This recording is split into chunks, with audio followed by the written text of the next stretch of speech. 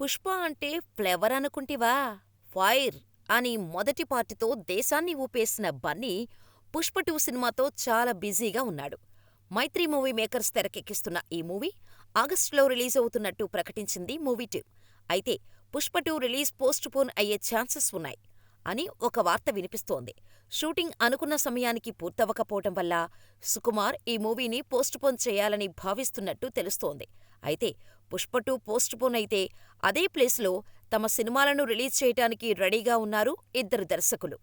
అందులో ఒకరు పారంజిత్. పారంజిత్ చియాన్ విక్రమ్తో తంగలాన్ అనే సినిమా చేస్తున్నారు అని మనందరికీ తెలుసు. ఈ మూవీ షూటింగ్ పూర్తయి రిలీజ్కు రెడీగా ఉంది. అయితే ఈ సినిమాను రిలీజ్ చేయటం కోసం సరైన డేట్ దొరక్క మంచి డేట్ కోసం ఎదురుచూస్తున్నారు పారంజిత్. ఒకవేళ పుష్ప 2 పోస్ట్ పోన్ అయిందంటే అదే సమయంలో తంగలాన్ సినిమాను రిలీజ్ చేసే ఛాన్సెస్ ఉన్నాయి. So Paramjit Pushpa 2 post phone అవటం కోసం వెయిట్ చేస్తున్నాడు. ఇక రెండవ దర్శకుడు వెంకీ అట్లూరి. వెంకీ అట్లూరి డైరెక్షన్లో వస్తున్న సినిమా లక్కీ భాస్కర్. ఈ సినిమాలో దుల్కర్ సల్మాన్ హీరోగా కనిపించనున్నాడు. ఈ మూవీ ఇనీషియల్ రిలీజ్ సెప్టెంబర్ 27న ఫిక్స్ చేశారు.